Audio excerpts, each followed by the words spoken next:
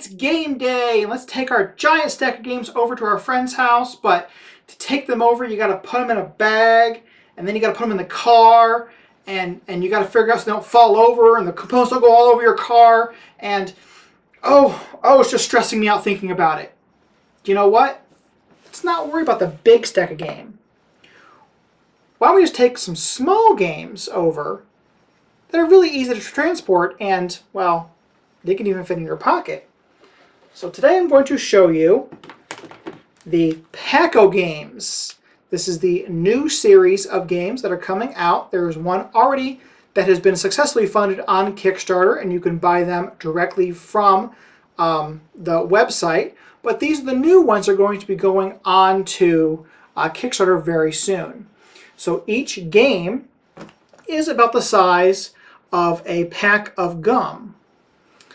And they pack a lot of gameplay, and they are all pretty fun. So let me take you through these one by one, and I will show you how they work.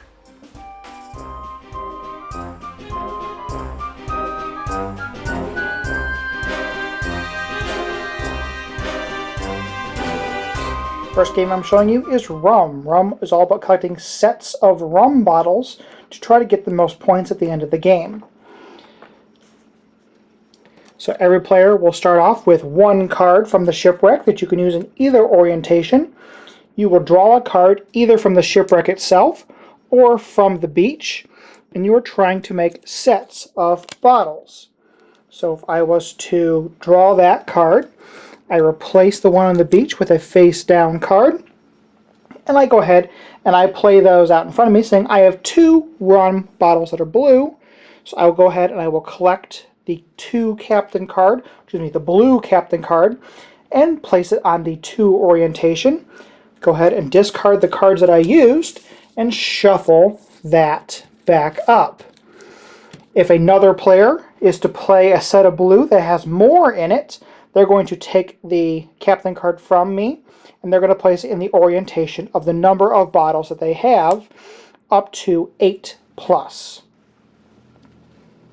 So as you're drawing cards from the shipwreck, you must watch out for the parrot who wants to steal your rum. If you draw the parrot card, you must put him back into the shipwreck. But then the castaway clock will go up a notch. The castaway clock goes up a notch, and you must also discard the number of cards that it shows on the clock. In the beginning, you're only discarding 2, but at the end of the game, you're discarding 3 cards. The game ends when one player has collected enough points to end the game, depending on the number of players in the game, or if the castaway clock ever gets to the pirate ship.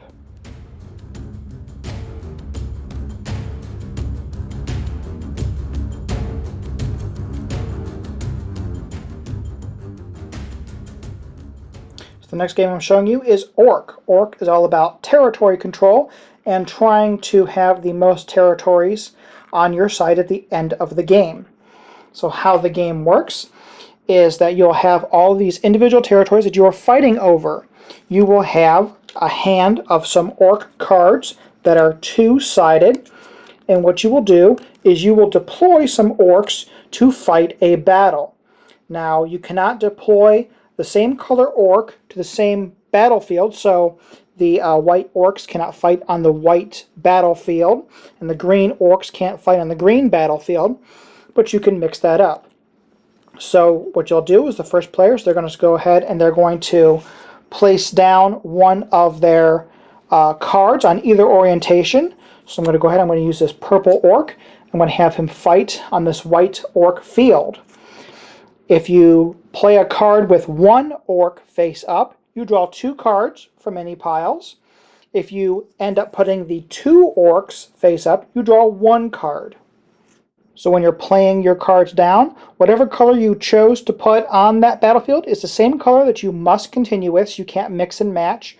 So if I place purple here first, I have to place another purple guy with an orientation, and anything that is facing the opposite direction does not count.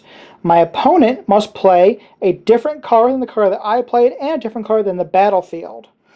Once all of the spears that are next to the battlefield are gone, you go ahead and score that battlefield by counting the number of orcs. Yellow has 1 orc, purple has 3 orcs. So you remove all but 1, and then you take the spear and you point it in the direction of the winner. Once all the spears are gone, you'll see who has the most spears pointing to them, and that will be the winner of the game.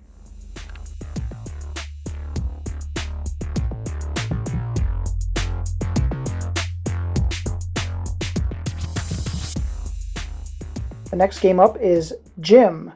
And in Gym, you're trying to maximize your points while depleting your opponent's points. First thing you will do is you will do a draft, and you will draft the kids that are available back and forth until all 12 are picked, and then you will draft again. So the first player will choose a kid, and the second player will choose a kid. And you'll keep going until all of the kids are chosen and they go into your hand. If you do pick one of the bully cards, and you can tell that they are a bully because they'll only have 1 stat and they'll have a black 0 on their card. If you do pick a bully, then you can affect the event track that is right here. So when you pull the bully card, you have 2 choices. You can either move 1 event 2 notches or move 2 events 1 notch. So let's just say you wanted to move lift up and you wanted to move football up. You would do so. And if somebody else picked a bully and they wanted to move a dodgeball up 2 notches, they would go ahead and do that. Once all 24 cards have been drafted, you will look at the event track and see what events you'll be playing for. You will take the top 4 events that are the furthest pushed out. So with this example, our first event would be football. Looking here, our next event would be the lifting. Now we have a tie here between the table tennis and rope, but since the table tennis is highest up, that is going to be the next event. And then the rope climb would be the final event. You will take all of the events, you will line them up between the 2 players, and then you will take the 2 events that you did not play, flip them over to their coach side, and you'll place those off to the side to be used later. Then, one by one, each player will choose a kid from their hand, and they will place it at an event. So for example, I have Craig here, and he has 3 points in football and 2 points in dodgeball. Well, seeing that we are not playing dodgeball today, I'm going to go ahead, I'm going to place Craig right here in the first slot for football to start earning football points. Now each of the events has an ability that you can use on your turn if you want to. The football one says force a kid. So what you would do is you would randomly pick a card from your opponent's hand, and that's the next card that they would have to play. If on your turn you play one of the bully cards, you place them wherever you want to, do whatever the event says if you want to, and then what you can do is you can take one of the coaches and you can place it on either side of an event. When a coach is looking at an event, that event cannot be manipulated by the cards. So you can't force a kid to play at this event. You cannot swap a kid to go into this event because the coach is watching and it stops the chaos. So once all of the kids are placed, you will go ahead and score the events. So if you look at each event, what you're going to do is you're going to add up your side, your opponent's going to add up their side, and the difference between the two, whoever has the most is going to earn that difference in points. So for example, we have 6 points in this side versus only 5 points in football, so this player would earn 1 point for the football side. You'll continue on. Whoever has the most points wins the game.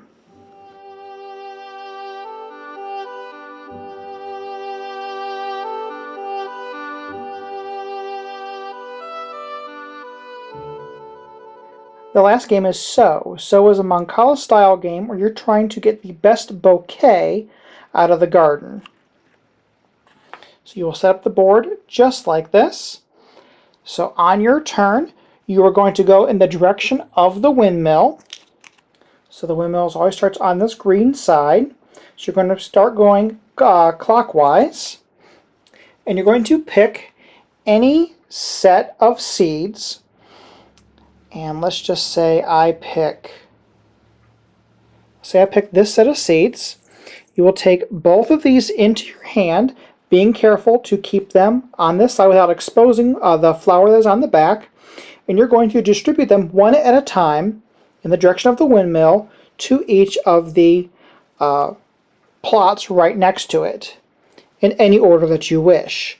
So I'm going to go ahead, I'm going to place this white seed packet right down here. And I'm going to place this blue seed packet right here. If a seed was the last card that you placed, it is going to flip over. And any seed packets that match this color are going to flip as well. So this seed will become a flower, and that seed will become a flower as well. So my opponent's going to go ahead and they're going to take this row, and they're going to go ahead and redistribute these two seeds. They're going to place the blue seed packet here, and then they're going to place the yellow seed packet right there. And since there's two other yellow ones plus the windmill stays the same,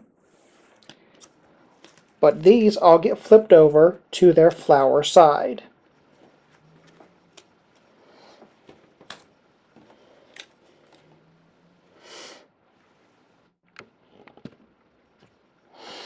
If a flower was the last card that was played and ends up underneath the wheelbarrow of a player that is in the game, the person who placed the last card there, placed the last flower, they're going to pick a color that is on the flower that they just put, either the inner color or the outer color, and then all flowers of that color will go to the player whose wheelbarrow it is under to start forming a bouquet. So if it was myself that placed the cards here, I would pick blue, and if it was my opponents, they're probably just going to pick the red, so it gives me less cards. The game is over when each of the spaces only has 1 or 0 cards. Once that is done, you will look at your flowers and you will count up your points. In the beginning of the game, you'll actually secretly look underneath your wheelbarrow so you know what your favorite color is. And that is the color flowers that you're trying to get in front of you and into your bouquet. If the inner color matches your favorite color, you'll receive 3 points for that flower.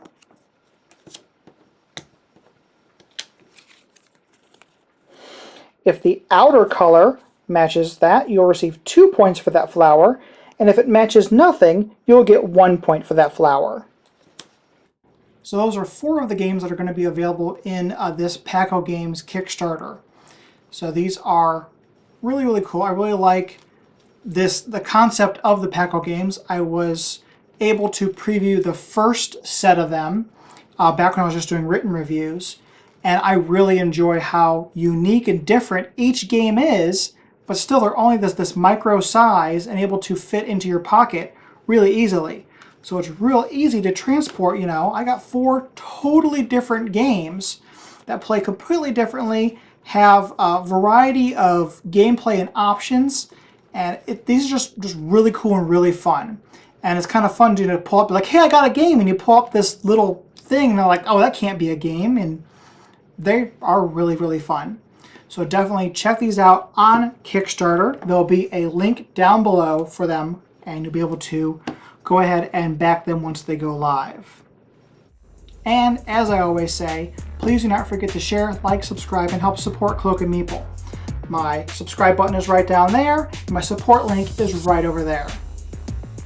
Thanks.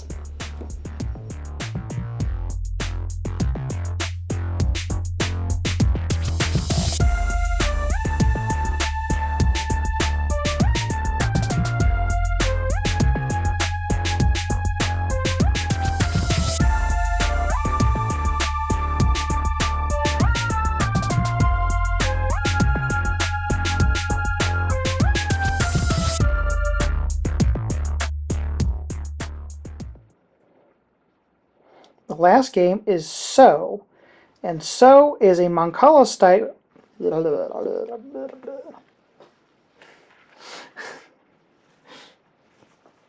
What?